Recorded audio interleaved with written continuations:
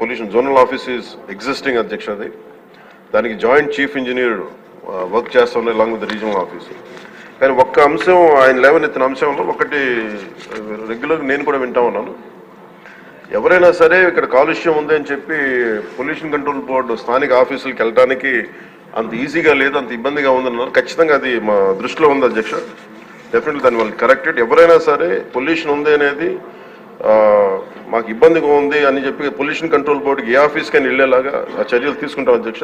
ఇది already initiate చేసాం, ఇది కొంత ఇనిషియేషన్ కూడా జరిగింది అధ్యక్ష. అది అలాగే జల కాలుష్యం, వాయు కాలుష్యంతో పాటు జల కాలుష్యం, భూ కాలుష్యం ఇవన్నీ కూడా పరిగణలోకి తీసుకుని పనిచేస్తున్నాం అధ్యక్ష. ఈరోజు క్వశ్చన్ అవర్ కాబట్టి అన్ని అంశాలకి నేను సమాధానం కొంచెం క్షుణ్ణంగా మేము ఒక అవగాహన చేసుకొని ఇంకొంచెం దీని మీద ఒక కార్యాచరణ రూపొందించి సదరు గౌరవ సభ్యులకి మీ దృష్టిలో పెడతానండి.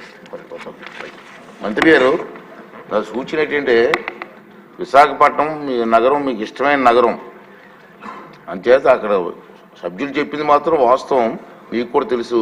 మీరు ప్రత్యేకంగా ఒకసారి వచ్చి ఇన్స్పెక్ట్ చేస్తే బాగుంటుందని నా ఉద్దేశం. కాకపోతే మనకి ఏముందంటే ఒకసారి అన్ని సంపూర్ణంగా అవగాహన చేసుకొని ఒకసారి, ఎందుకంటే భౌతిక ఒకసారి వెళ్ళి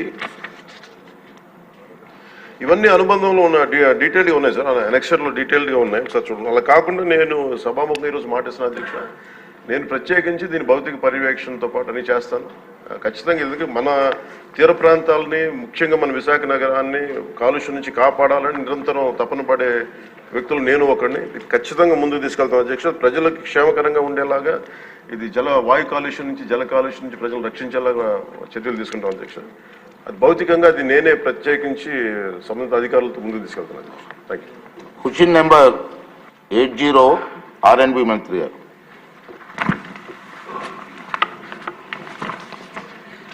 నమస్కారాలు అధ్యక్ష.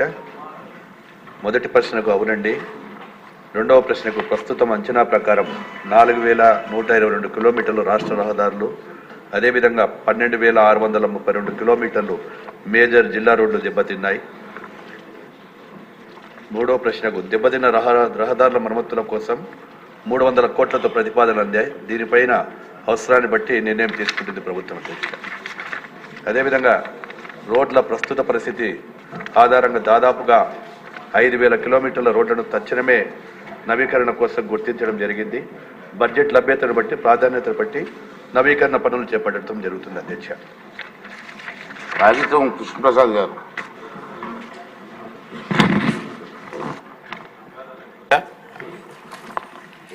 ముందుగా నాకు ఈ అవకాశం కల్పించినటువంటి గౌరవ ముఖ్యమంత్రి వర్యులు నారా చంద్రబాబు నాయుడు గారికి, అలాగే లోకేష్ బాబు గారికి, అలాగే నన్ను ఆశీర్వదించి పంపించినటువంటి నా పేడ నియోజకవర్గ ప్రజలందరికీ కూడా నా యొక్క హృదయపూర్వక నమస్కారాలు, ధన్యవాదాలు తెలియజేసుకుంటా ఉన్నానండి.